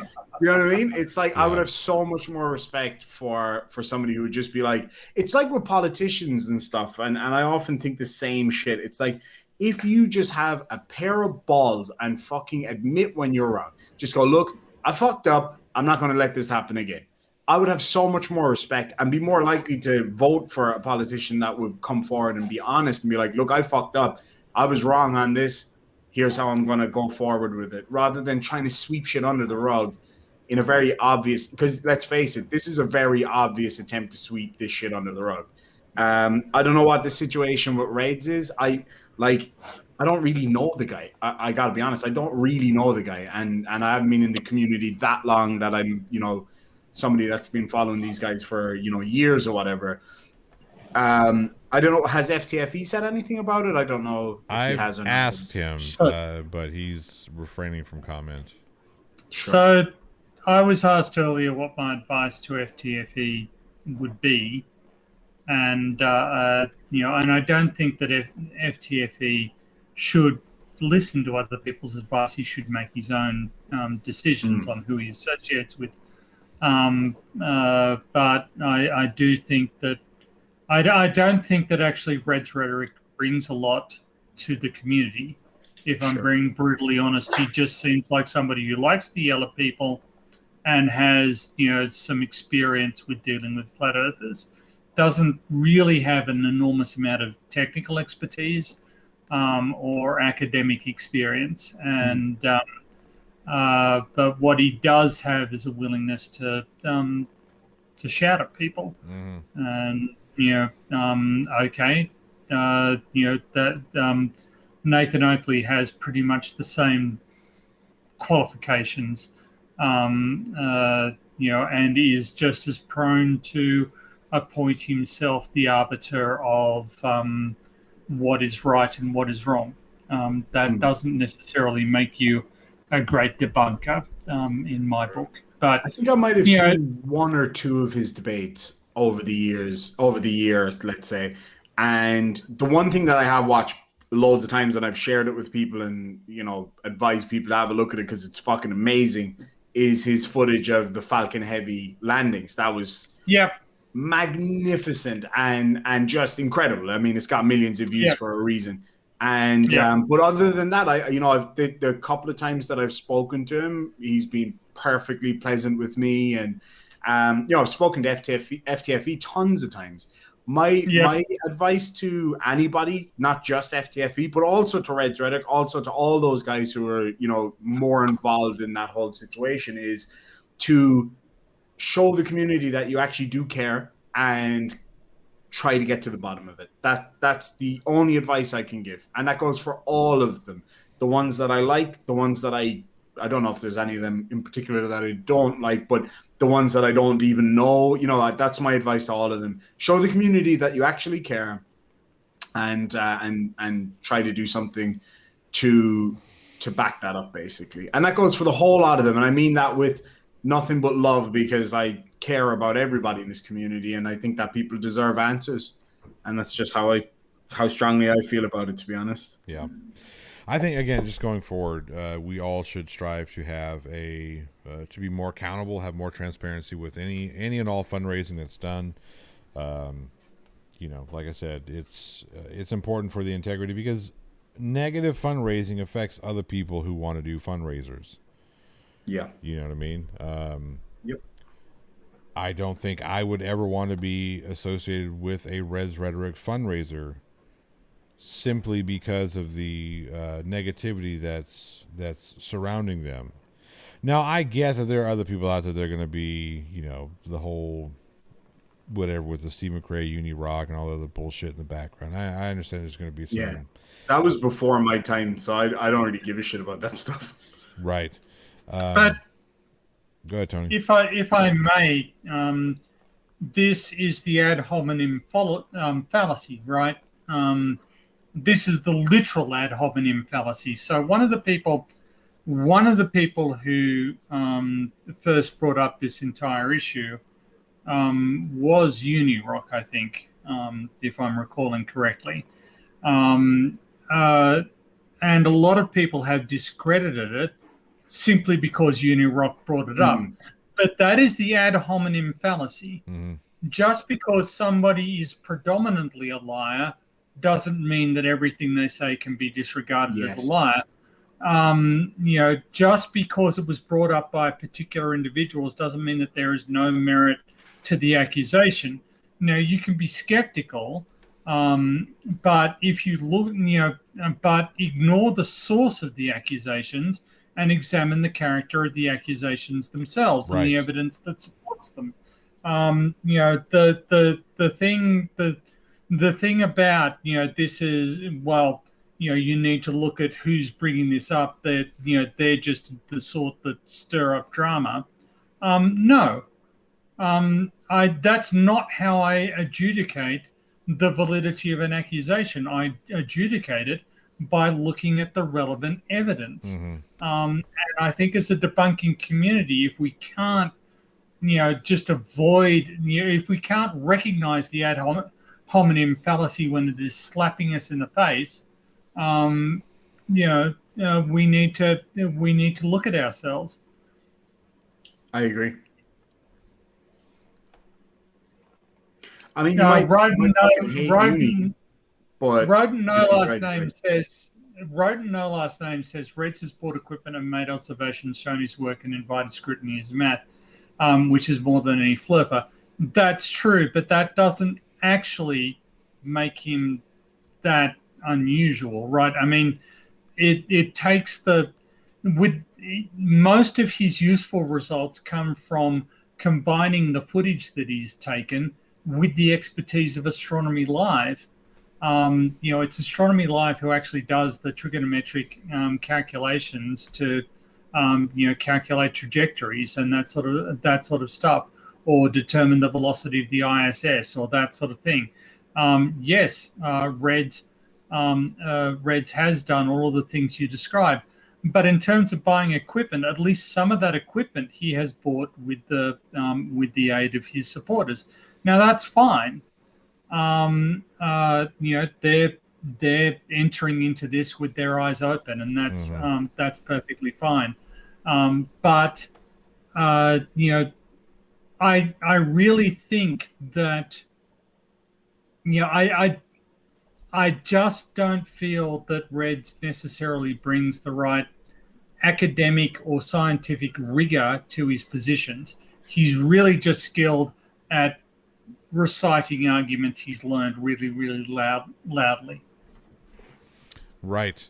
I mean, his observations are cool. His film or his rocket footage is cool, but do I really need Reds Rhetoric's observations to prove that the Earth is not flat?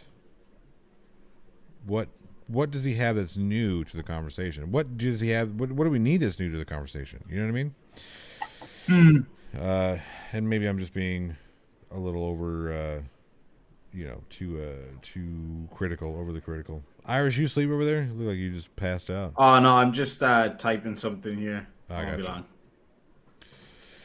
But yeah, I mean, again, I think the focus doesn't necessarily need to be on Red's rhetoric and the Sean Hufford situation. I think the focus needs to be on what we can do going forward to make sure that we are on the up and up as content creators or as people who are going to be doing fundraisers. Because I know that, we have the four Beardsmen have some fundraising that we want to do for trips to Ireland and whatnot, or other charitable events.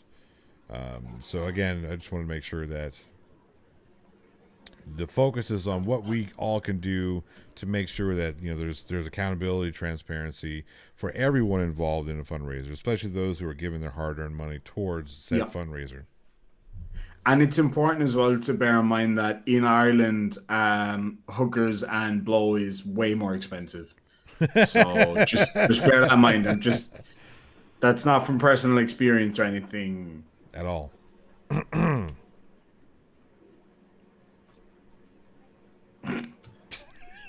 Yes, well, thank you for killing that conversation, Irish. My pleasure. I'm telling you what, I'm a master. It had gone on too long. It had lived beyond its natural lifespan. Agreed. Yep. Hold on, are you saying that happens because of me a great deal? What's that song you told me about doing something with an anchor? What? JL? I'm going to leave this to you two to sort out. Doing something to yourself with an anchor? So You're the one who literally told me about that song. okay. JL Warren.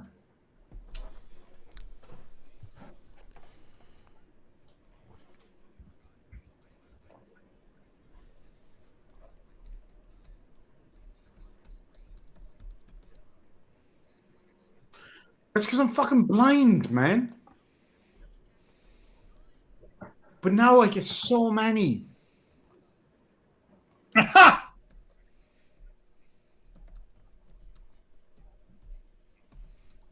You're way too milquetoast for that, jail one. I sent you the link. Jail. I sent you the link to the one I was talking about.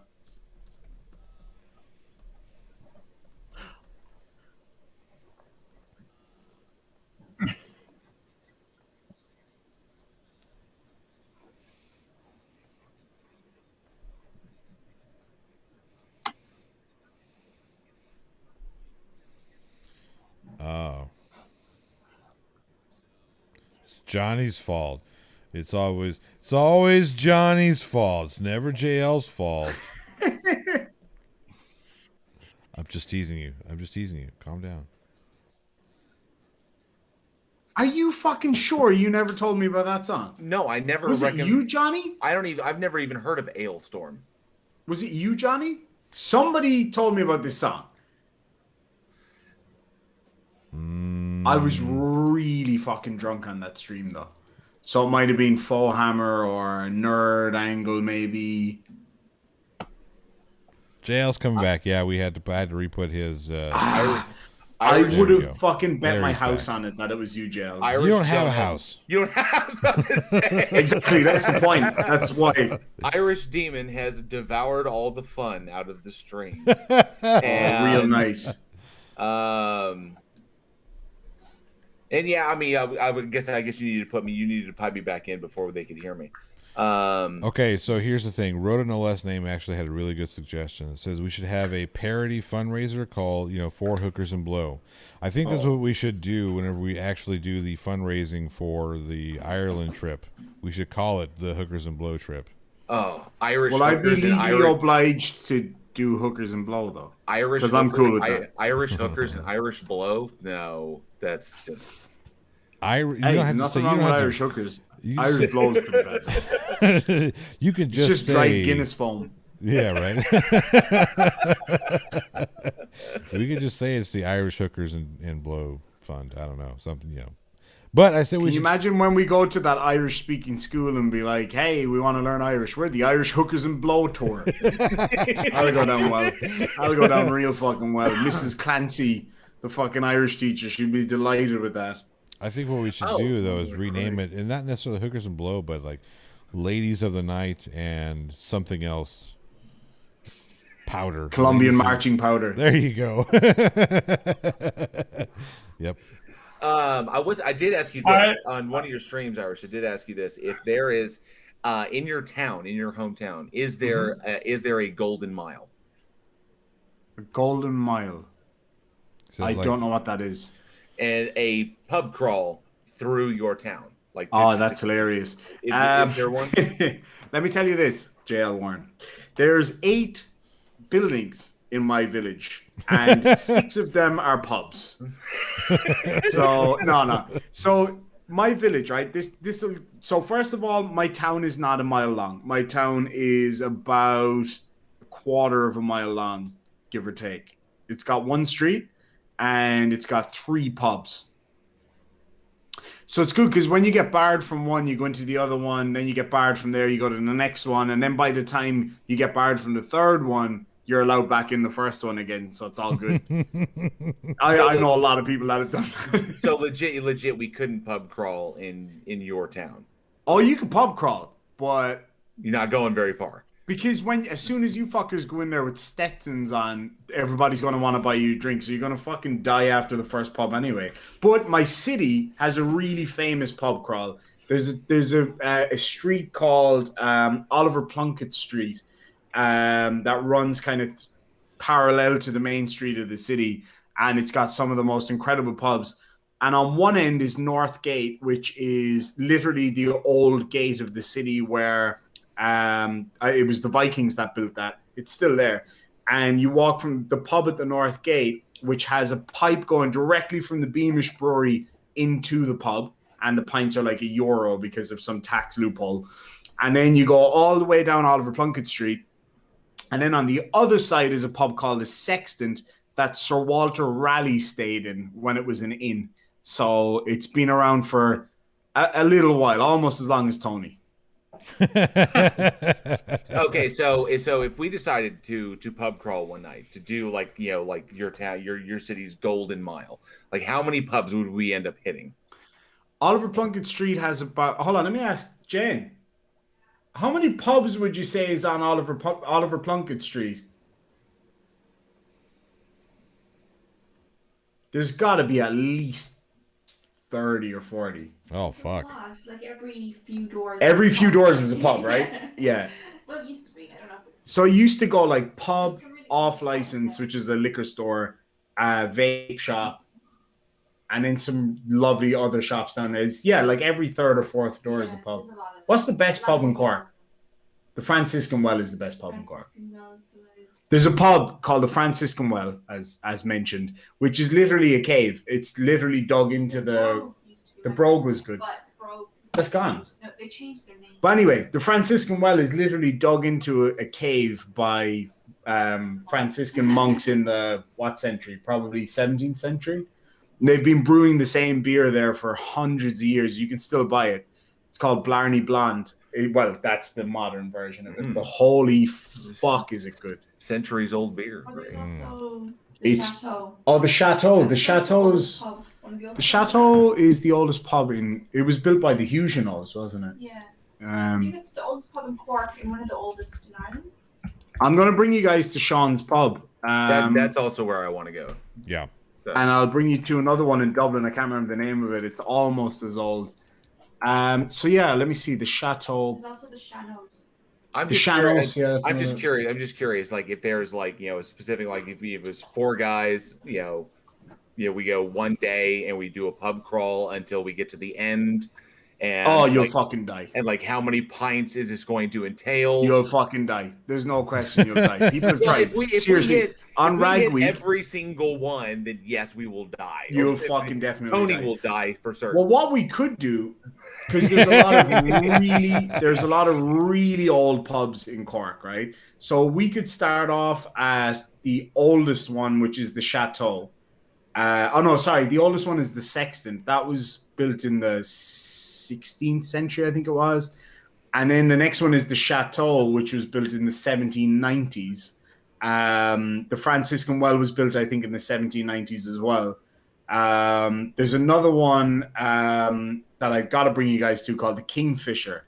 It's a little bit of a walk out of the city. It's like a 5-minute walk out of the city or whatever, but it is fucking awesome. You guys will love it. It is tiny. It's so small in there. There's some amazing places. There's another place that I would love to bring you guys. We were talking about this the other day. So when my people, we still have our castle, of course, because we're fucking royalty or whatever. But we used to fight with a group of people at Bunratty Castle, right, which is this magnificent medieval castle that's still standing, and it's like you can go in there and have an actual medieval banquet there. And it is fucking amazing. So I'd That has love to to bring you happen. guys to that. That has to happen. Oh, it's now what we will do in any case is when we get to our castle, we're gonna have a medieval style banquet there as well. That'll be fucking cool. I got some guys on board for that already.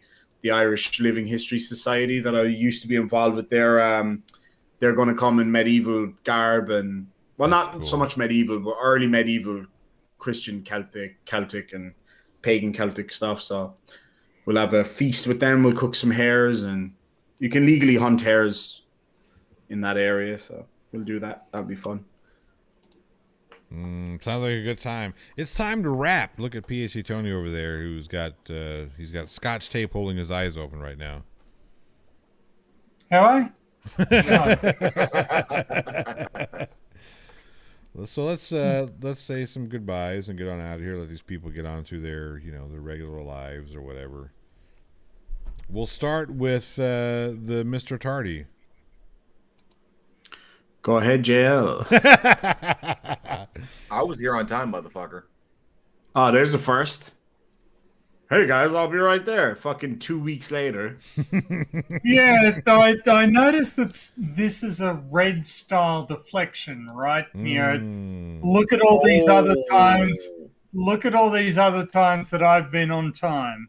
Them's fighting words. Irish demon throwing with the whataboutism. Well, you are a Trump supporter, so. Oh, fuck me, Ghosty boy over here with his Trump supporter. Fucking, I'm never going to live that shit down, and neither are you, motherfucker. I'm telling you that right now. It's only a matter of time when we get to Ireland. How about this, right? How about when we go to Ireland, we'll do a special event, which I know you're going to love, Jill. We will do a special event where we go to the most haunted hotel in Ireland. I can't remember the name off the top of my head. It's a castle as well, but it's considered the most haunted place in Europe. I think it's the most haunted place in Europe. Just look it up really quickly. Oh, yeah. It has to be a castle. I think it's what is it called again? Let me see if I can find it. It is. I gotta say, I've been there a number of years back now, guys. The Abbey of Black Hag in Shannagolden, County Limerick. Oh man, that place is stunning. All right, so the ones that I have here, I've got Loftus Hall in County. Yeah, Loftus Hall is creepy. Apparently, Satan appeared there. Well, of course, JL has a list of the most. Yeah, I've got Ballygally Castle. Ballygally Castle, yeah. I've got. What about Cork Lunatic Asylum? We'll see. I've got Leap Castle. Lep. Or it's Lep. Sorry, Lep Castle. I've got the Hellfire Club. I don't know that one. The Hellfire Club in County Dublin. They used to dress up in like weird satanic gear, and it's from like the 1700s. I've heard about that before. It's really creepy. Lamana Castle. La what? It's Leamaneh.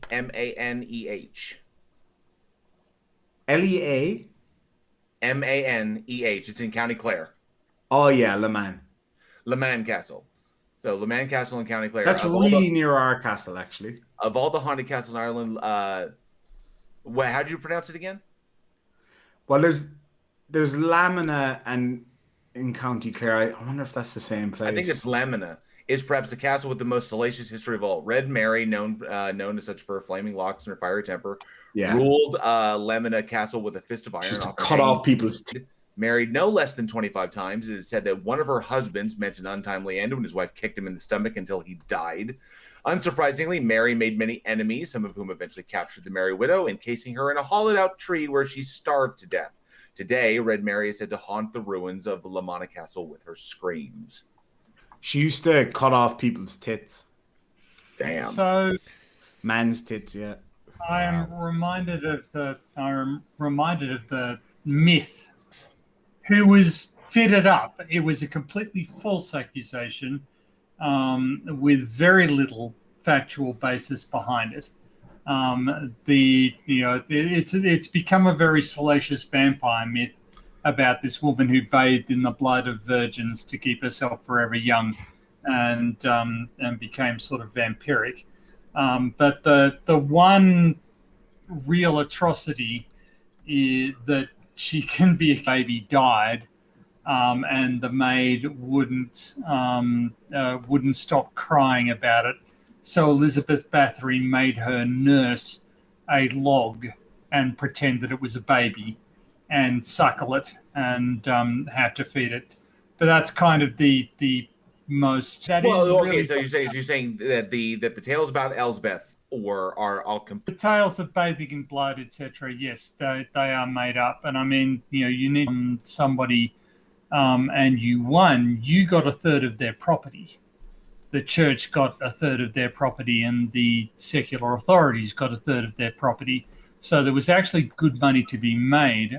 But also Elizabeth Bathory was a relative of Stephen Bathory, who became king of Poland at the time. So, and there was a fear that if Elizabeth Bathory was sympathetic to Stephen Bathory, then she could provide sort of basically you could walk from Poland to pretty much Vienna without stepping off Bathory lands. So there was an incentive to sort of take her lands off her and make. It's in Vlad's army. Right. Not the backstories of these places, but we're starting to buffer quite a bit. I think it's time we go ahead and end this one. Okay. Well, why does buffer? I'm about 200 hours away from getting remonetized. So if people want to go check that out, that'd be great. Oh, fuck you. Tony really pulls his punches, too. It's one of the things I admire the most, actually. But yeah, I can't wait to bring you guys in house, man. Yeah, but it's a house. It's a won't castle. Be on your own. It's a fucking castle. Because of that was so much fun. In a tin shed. But, you need to understand that the rest of us are not quite so suggestible, gullible. What is it? They're rats? Yes, bugs, maybe? Bugs, rats, the ghosts of dead kings. I was in St. Kevin's Asylum in Cork, it's a fucking creepy looking building. I was creeped out. I don't care. I know it's just rock and stone and, nun ghosts, but I was so creeped out. What were you saying? Just like that. that was Tony's imitation of the Banshee's wail. We should send Tony through the trees naked, so he'd be luminescent in the moon. He'll look like Mr. Burns. All right. You remember Mr. Burns as a ghost? Yeah. Yes, but yeah, Banshees and the hill people and the how do you pronounce it? The Tuatha. I can't. I didn't want to mispronounce. Not going to work here anymore. That's for sure. These things they don't exist. Yes, they do. Okay, right. So Irish Demon has a video. PhD Tony, you've got part 2 of your Young Earth Creationists Are Stupid series coming up. Well, part 2 has already been released. Thank you very much. There's a part 3 that I'm working on. Even as we speak, coming along nicely. Thank you very much. And I'm also doing some presentation. Very cool. I see. The stream is buffering. It's having sugar shock due to an Irish Java overload. Yep. Thank you, Jessica G. I knew who it was without even looking. Yeah, exactly. All right, JL, really quick. Oh man, let's see what do I got going on. All right, so on both of my channels, I have a new video coming up, which finally there was a lot of work that went into this one. It was even bigger in scope than my Darth Dawkins one, so this one's going to. That makes no fucking sense whatsoever. Yeah. Oh no, I wasn't aiming at you. I was reading something. What the fuck? So I will be finishing that. And that will be debuting this week. This is going to be kind of a little bit of a long video, but I'm going to get that one done and get that one out. I'm getting really, really close to monetization myself. I'll be the last of the Beardsmen to finally arrive there because I thought all 3 of you had already hit. Nope. Oh, that's why I'm so salty about Irish getting to. Well, hold on. Monetization. Surely you have enough view time, Tony, right? Nope. I have 3,400. You have have 3,000. You'll get that. Yeah, you're 3,004. You'll get there before I do. You will. I'm about halfway on both of them. So All right. I will get I'll get the video out. I'm really, really close. I'm still shy of 750. So I still need a little over 250 subscribers to get to 1,000. So Clickbait the shit out of it, man. huh? Clickbait the shit out of it. People can't take back their clicks. This is true. This is true. So that will be done. That's coming out. Week in Horror, as always, every single Wednesday, 7 p.m. Central Time. It's looking fantastic over there. I'm fucking loving it.